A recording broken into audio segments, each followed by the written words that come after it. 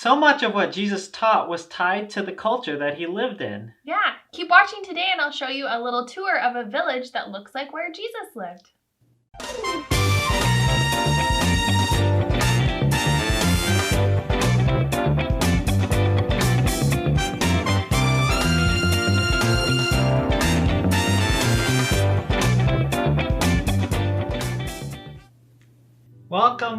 Welcome to Around the World with Joshua and Alyssa.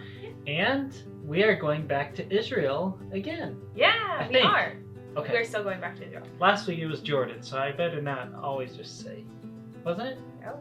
Well, that was Jerusalem. Never mind. You mentioned something about Jordan, and so, okay, just listen to what she has to say. We're going back to Israel. We're going to talk about Nazareth today. So I want to show you some pictures of when I visited a village that they've made to look like what a village would have looked like back in the time when Jesus would have lived there. So it's kind of supposed to be like the village of Nazareth where Jesus grew up, and it's right in the middle of a city, so you can see like city buildings behind it, but just to kind of get the idea. So the houses probably would have looked like this. The time of year that we were there was not the season for grapes. So all of those vines and stuff should be grapes when it's the right season, because they would have just grown grapes and stuff right outside their house. The really cool thing about visiting this little village was that they had so many of the different things that we read about in the Bible that have a lot of significance to the Jewish people, but maybe don't mean as much to us today. Like this. Do you know what kind of tree it is? Is this a fig tree? Nope. A sycamore tree? Nope. A wasp tree? No, it's an olive tree. Oh. The cool thing about this is, do you see what it's growing out of? An old piece of stump tree? Yeah, so an olive tree was there at one point. It died, it got cut down, and this sprouted and grew right out of the same spot as the dead stump. Cool. So when it talks about that in the Bible, how a root will grow up out of a dry ground, it's kind of that idea, like right where there was a plant and the plant kind of died off, a new plant grew up. Just like it's kind of a picture of Jesus' line. They had sheep in this place too, because that would have been a big part of life back in the time of Jesus. So they talked about lots of the stories from the Bible and lots of the things that Jesus talked about that compare us to sheep, and how he's like our good shepherd, and they had somebody dressed up pretending to be the shepherd and talking about how silly sheep are and how they make really dumb choices. And sometimes we do too. Actually, lots of times we do. And so we need a good shepherd, someone to care for us. And they said back in the time of Jesus, they found some things that made them think that shepherds probably slept in little caves too. So a lot of times we might think that this kind of looked like a tomb, which is what we all thought. We were like, oh, maybe this is like the garden tomb. And they're like, no, this is where the shepherds would have slept, close by the sheep. And it was kind of part of a sheepfold. I didn't have a wide enough camera angle to get all of that. But it was like a safe place for the shepherd to be, but close by all the rest of his sheep. Wow. Kind of like a little hole in the rock so you can be safe. So in this little village area, which would have been like in Jesus' time, they probably had a well, which was like on the left there. A really common spot for everybody to go, because that's where you got your water. It wasn't just running in a faucet in your house, so it was kind of a gathering place for everybody. And they talked about the difference of like that Samaritan woman going in the middle of the day to go to the well. Well, that's just not a normal thing to do, because it's hot in the middle of the day. You'd want to go early in the morning or late at night, sometime when it's a lot cooler. But she had a lot of reasons why she didn't want to be there in the daytime. And just right along the path, they probably had all their fruits and vegetables and stuff growing. You can see little things sprouting on the sides. But they talked about how the people just lived off of the land, and that was so important to them to just care for what they had and to use what they had to take care of them. And this is another famous plant from the Bible. Do you know what this one is? No. It's an herb. This is hyssop. Oh. I would not have guessed that. I didn't. I had never seen hyssop before. So they talked about some of the significance of hyssop from the Bible, and lots of times that it's used as like a healing herb. And there's a passage, I think, in Psalms that talks about purge me with hyssop. And so it's both like cleansing and healing at the same time. And it grows kind of wild all over the place. This was an olive press. I don't know how they made olive oil. I thought you just squeeze an olive, but it's like a complicated process actually. And it's got 3 main parts to it. It's got a crushing part, and then a pressing part, and then like a final squeezing part. So it actually starts off by first dumping the olives into a big press like this, and they would press out most of what they needed to make the olive oil, and then they would move it to these little things, and as they would add weight to it, it would press out more and more of the oil. So then they talked about all the connections with how it was kind of like how Jesus endured all that suffering up to the time of the cross, and how it was like 3 big chunks of suffering, kind of like it's the process of how they press olives. And then just talking about how they would use the different kinds of olives. So that first press that they would get, this press, the olive oil that they would get from this was what they would use for things in the temple, because that was the first fruit part of it, like the first round of olive oil. And then they would keep using these different kinds of oil that they would get as they continue to press it for different things. It was just cool, all the connections. I can't even like tell all the stories and that they did, but it was just really cool to see the Bible come to life in a real way. Things that we just read about and, you know, just breeze over, but it meant something to the people back in Jesus's time. They had someone who was dressed up like a carpenter from the time of Jesus, and look at those tools behind him. That's what he had to work with. But in Jesus's time, a carpenter was more than just someone who built things out of wood. It was actually a person who did a lot of architecture too, which I didn't really realize. Works with stone and... Yep. Uh-huh. More than just wood. Yeah. So he kind of talked about how that's part of what he would have done back in the time of Jesus, and he was working with some of those tools there. And then we visited this lady who took the wool from the lambs that we just saw, the sheep back at the beginning, and she took the wool and she would like put it all together and twist it, and she was blind. Whoa. So she was doing all of this just by hand. And that you can see that tapestry behind her, she was weaving all of that by hand. And not like, it's just crazy that she would remember which one she put which color with and how to wrap things and spin them, and she couldn't see. It was really incredible to me. Good job. But it was really cool to watch her do the whole process of like twisting and weaving and putting these things all together, even though she couldn't see what she was doing. But amazing to think that's how you're gonna make cloth. That looks like a lot of work to me. A lot of work. The last stop on our little tour of this village was in their version of synagogue. And I guess in my mind, I always thought of like, it was going to be like what I think of church. So like somebody stands up front and they preach at everybody else. But it's not quite like that. The guide explained that in most synagogues they had pieces of the Torah, the different copied parts of it that they would have out for people to read. And it would just be on this table, and whoever was like the learned person of the group would just go up and they'd open it and they would just read it for everybody else to listen to. And even the way the synagogue was set up, now these are the people from my group. We had been doing a lot of touring that day, so they're looking a little tired. But the layout was really interesting to me too, because it's 3 layers and people just sat around all the edges of the building. They didn't sit in the middle and just look one direction. They sat more like in a U shape, and then that way it was more of a discussion based and people could interact with each other and whoever the person was speaking up front. So it wasn't exactly the same as like our nowadays church, which is kind of what I had thought. So visiting that village made me like understand things about the time of Jesus in a much different way than I had ever thought about before. So hope you enjoyed that little tour. Yeah. Cool. You should go there so you can learn like all the cool Bible connections that they made that I can't remember all of them. You want to hear some more stories? Okay. I have some more stories to tell. So we left Nathan last time. After he had visited the Wailing Wall with his grandfather and with his dad, and they were kind of looking for apartments for his family, and he had gotten to meet a little boy, and he was really excited because now he kind of felt like he had a friend, and the boy's name was Ali. Ali said he lived nearby the Wailing Wall. Well, Nathan and his father and his grandfather made their way back to the house until they got all the way home, and Nathan's grandmother was a little bit upset. Why didn't you tell us where you were going, that you were going out to look at apartments? We didn't know where you were or what to think or what to do.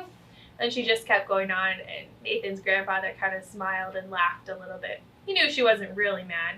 She just liked to talk like that sometimes.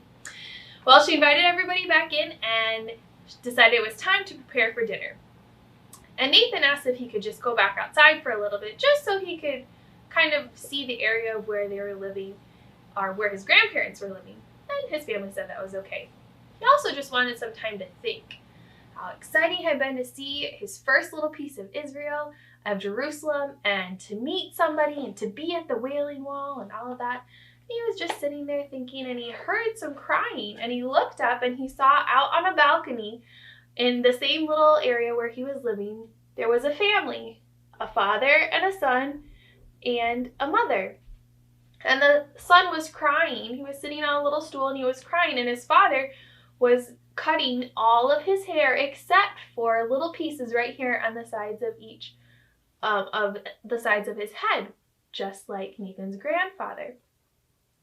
The mother was trying to console the little boy. It's okay. This is a part of growing up. Now that you're 3 years old, it's time to wear your hair like a real Jewish boy. So it doesn't hurt, and it's okay. And his mother was gathering up all the little pieces of his hair that his father had shaved off, and this was just part of growing up. And I guess this was one of the first things he had to do, was just get his hair all shaved off. Nathan thought this was a little different. I guess he didn't really look like a real Jewish boy, because he didn't have those little curls beside his head, and he had never had his hair all shaved off like that. Well, I wonder if there's so many other things about the Jewish people that I just don't understand, Nathan thought. Will I ever understand all of these things? Well, at the supper table, there were lots and lots of conversations happening. And Nathan's father told his mother that he had found so many great apartments, but he really wanted her to come and look at them, just so she could see what she thought and to see if they were going to be the next apartments for them. Nathan's grandfather said, I was amazed. They can heat some of these houses just with the sunlight. How can they do this? Well, they must have been using solar panels or something way back when. And he was very surprised at some of the modern things that were happening in these new apartments that they had been looking at. Well, Nathan's parents decided that after dinner, they were going to go back to look at some of those apartments over back in the city for a little bit. And Nathan was going to stay back. He was a little disappointed because he kind of wanted to go with his parents so maybe he could see Ali again and get back to the Wailing Wall and get to talk and meet his new friend a little bit more. Well, his parents left, and his grandfather pulled Nathan aside and said, it is time to practice to get ready for your bar mitzvah. Very big celebration coming up soon. So we need to help you learn how to put on your phylacteries. Remember we talked about that? It's a little box, and then it has some strings attached to it. And Nathan's grandfather explained that young boys have to know how to put them on correctly as part of their bar mitzvah ceremony. So Nathan's grandfather helped him practice putting it on his head, on his arm, and wrapping it just the right way. Again and again and again, and he practiced. Finally, when he got it pretty okay, his grandfather said, you have been a good student, which means I must be a good teacher. Nathan smiled, said, yes, thank you so much for helping me practice. His grandfather said, well, don't tell your grandmother, but I'm a little sleepy and I want to take a little nap. But don't tell her. I don't want her to know. Even though it's close to our time to go to bed, I just need a little rest.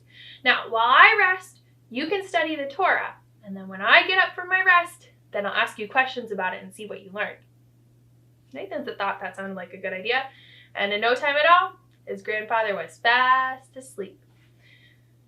So Nathan sat and he studied and he looked at his Torah, but his mind began to wander. He began to think back to what he had heard that teacher talk about. back in Chicago, and how she had talked about how Messiah had come to Jerusalem, how he had walked in those streets, but then how he had been taken outside this city and how he had died, but he had come back to life and then he had gone back to heaven. You remembered the teacher talking about how Messiah was going to come again, but this next time when he comes, he was going to come as the king and he was coming to reign. And it just seemed like so much. He had just seen some of these places today, and it was so much for his brain to think about and to remember and to understand that he decided he was going to talk to God, not in a way he had ever talked before. Usually when he talked to God, he had special things he was going to say in a special order and he memorized it. But today, he talked to God in a different way.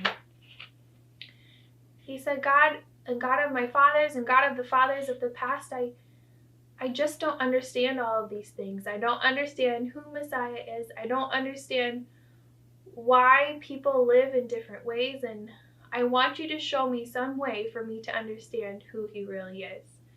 And because he just was so confused and so many things were new, he just began to cry. And Nathan put his head down on his Torah and he cried, and eventually he fell asleep. Well, since he was asleep, he didn't notice that it was getting dark outside, and Nathan's parents returned from their search for an apartment. And his father came in and started to wake up Nathan, and he said, "Is this how my student studies?" And then he looked at Nathan's grandfather. "Is this how the teacher teaches?" And they both woke up and kind of sputtered and laughed a little bit. Nathan's grandfather said, "Oh, Nathan, it's time to do our questions." Nathan just shook his head. "Not today, grandfather. Maybe another day. I just am not ready for questions." Well, by that time, it was about time for dinner, and Nathan's grandmother was back from visiting a nearby relative. "I don't like doing all this studying," she said, "but I do like spending time with my friends and reading from the Psalms." Well, they all gathered together, and Nathan's grandfather leaned over. "Can you believe it? You're here. You're here in Israel just in time for your bar mitzvah. It's coming up so soon." And Nathan still couldn't believe it. Now he lived here. It wasn't just where his grandparents lived, it was his home. But he was looking forward to the time when he would get to go back to the Wailing Wall. And the best news of all at supper, his dad had found an apartment right near the Wailing Wall. So that meant he was going to be close by his new friend Ali. You're going to have to come back next time to see if he gets to meet up with Ali again and what his new apartment is like, and if he gets his bar mitzvah, and hopefully he's all ready for all those things. Okay. Lucky him. Mm-hmm. Sounds nice. Yeah. Well, today we are going to tell you about another couple from France, and one that we have told you about before, but it has been a long time since we got an update from them. Yeah. So today we are going to highlight Tyler and Catherine Betts. And Tyler was my roommate in college, a good friend. He was one of my groomsmen in my wedding, in our wedding. Well, thank you. And they moved to France a little over a year ago. I believe it was like December 30th or December 31st of 2019. So they got there right before COVID hit the whole world. And so a lot of their time has been living with that this last year. Mm-hmm. So there they are with their little son, and Liam, I believe is his name. And so I asked Tyler, what is the current COVID life like for you in France? He says, we are thankful that we are able to continue to go to class in person. This would be language class. He says it has been a little difficult to adjust to wearing a mask while speaking French. Ugh, that'd be so hard. But we are getting better at it. And if you remember the Gonnermans, who we just looked at in Japan, they can't meet in person for class right now. So I can understand why Tyler's thankful that they can do that, even with a mask. He says, we can't wait for the day when we can speak with unveiled face. So I'm going to show you a video real quick. It's really short, and you may not understand any of it because it's French class. But here is what class looks like for them right now.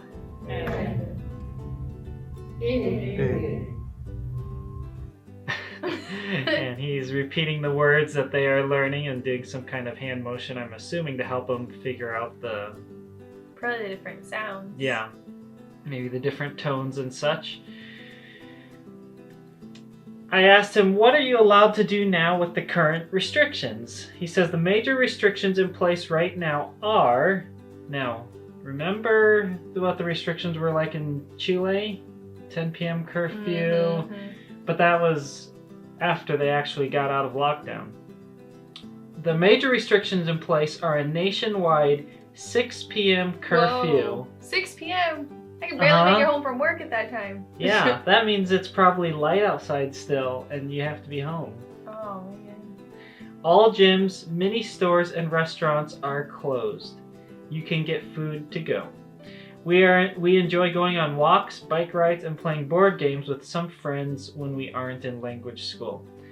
And there's Liam going on a walk. I assume not by himself. A nice big rainbow. Yeah. How have the lockdowns and virus impacted your church family and language school? Well, he already talked a little bit about that. The restriction that affects us the most is the restrictions on the church. They are only allowed to have so many people in their services and currently do not provide childcare. We believe more than ever that we were made to gather together as a body of Christ. Watching services online does not cut it. That being said, it is better than nothing. He said, pretty much anytime we are out of our apartment, we wear masks. The French president even encouraged people to wear a mask in their apartment. What? Oh no. That's funny. Well, at least we don't have that. He put a laughing face with that one. This has made language school difficult, but we are grateful that we can go in person. I asked if the kids in his area can go back to school. Can they play together, do sports? He says kids are back in school. However, the government has shut down a couple schools when a teacher has tested positive for COVID. Oh, man. They are allowed to play outdoor sports right now. Hopefully, they will allow them to start playing indoor sports again soon. And I'm sure Tyler would love to get back to playing basketball, because he did that when he was in France before. Wow, that must be a lot of French stuff behind him. Phil and Elaine talked about that when they went to France the first time to go to language school. This board that has like all the different sounds for them to know and how to use them and stuff. It's really cool. That's a lot. But it's a lot of stuff. It looks like a menu in a coffee shop because there's just so much there. I said, has anything been surprisingly beneficial through this whole season? He says, Kat and I were talking, and during this pandemic, we have probably spent more time together in the past year than we have in our other 6 years of marriage. Wow. It has been a great blessing to us, not without its challenges, of course. Their biggest takeaway, we long to be reunited to our church family in person and will never take going to church for granted again. Family updates. Baby Beth's number 2 is coming at the end of May. That's exciting. We are excited to meet this little one. Cool. And there is a Christmas picture of them. Their son looks so much like the Betzes. Like when Tyler's brother was small, he was a lot like that. Not exactly, but pretty close, I think. How can we pray for you in the coming weeks? Continued French learning. An opportunity to share the gospel with Emma, who is an unsaved language partner. And health for Kat and the baby. And that God would provide housing as they move to La Rochelle in June and July. Yay! And that is where they're going to do their church ministry. So exciting. Yeah. They're so close to getting there. Yeah. So remember, if you would, to pray for them about those things, maybe right after we're finished here. Or if you'd like to do it at mealtime or whenever, we'd encourage you to pray for them, for their language learning, for the new baby, and for them as they get ready to move. Yep. So really that's soon. Tyler and Catherine and Liam and baby number 2. Yep. On the way. Hopefully you found our hidden item this week. It's a little harder, so you might have had to look for it for a little bit. And make sure you tune in next week to hear the next part of our story and learn a little bit more about Israel. Yep. We'll see you then. Yep. Bye.